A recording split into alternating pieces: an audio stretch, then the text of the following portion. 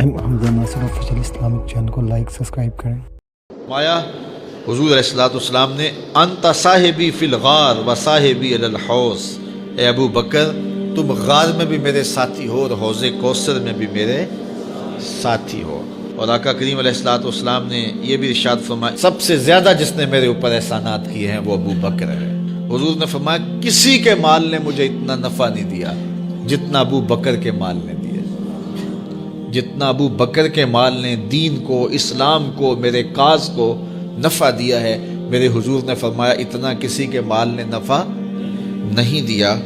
اللہ اکبر۔ فبکا ابو بکر، تو جب یہ بات حضور نے کہی تو ابو بکر رونے لگے۔ وقال ما انا و مالی الا لکا، حضور میں بھی آپ کا ہوں، مال بھی آپ کا ہے۔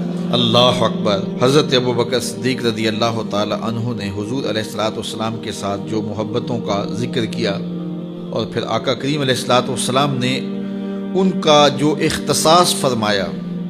ایک خاتون آئی اور اس نے حضور سے کوئی مسئلہ پوچھا تو آقا کریم نے فرمایا پھر آ جانا۔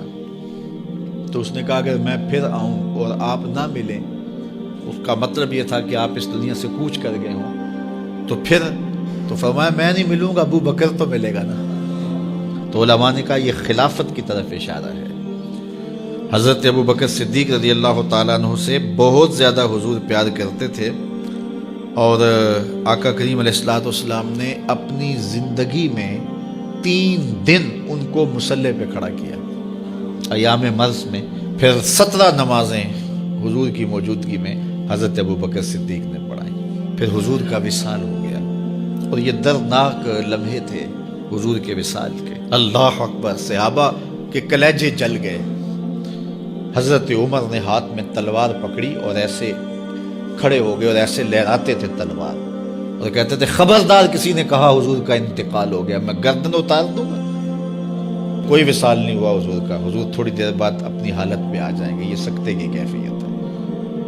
حضرت زید بن عبداللہ کے بیٹے نے جا کے کہا ابا جی حضور کا انتقال ہو گیا، تو انہوں نے باغ میں پانی دے رہے تھے، سب کام چھوڑ دیا، ہاتھ اٹھائے گا اللہم اذہب بصری حتی لا ارا بعد حبیبی محمد احدا، اے اللہ مجھے اندھا کر دے، آنکھوں کے دیے اس لیے روشن تھے کہ تیرے محبوب کو دیکھوں، جب حضور چلے گئے ہیں تو میں نے یہ چراغ کیا کرنے ہیں، بجھا دے ان چراغوں کو۔ تو کیا کیفیت تھی۔ حضرت فاطمہ بول رہی ہیں صبت علیہ مصائب لو انہا صبت علی الایام سرنا لیالیا، میرے اوپر وہ مصیبتیں ٹوٹی ہیں، اگر یہ دنوں پہ ٹوٹ پڑتی تو دن کالی راتیں بن جاتے۔ تو تھوڑی خبر تھی حضور کا وصال۔ اچھا جب یہ کیفیت تھی صحابہ کی اس نازک موقع پہ، چونکہ منافق اندر ہی ہوتے ہیں، تو منافقوں نے ایک کھیل کھیلا، وہ صحابہ میں پھیل گئے اور کہنے لگے واہ واہ حضور کے دم سے رونقیں تھیں، مسجدیں آباد تھیں، سجدے تھے، قرآن کی تلاوت تھی، اب کس نے نماز پڑھنی ہے میاں، اب کس نے روزہ رکھنا ہے، اب کس نے زکوٰۃ دینی ہے، اب کس نے حج کرنا ہے، ختم کہانی ختم کہانی، یہ بات کرنی شروع کر دی۔ اب یہ بڑی نازک صورتحال، تو کیا حضرت ابو بکر کا کلیجہ نہیں جل رہا تھا؟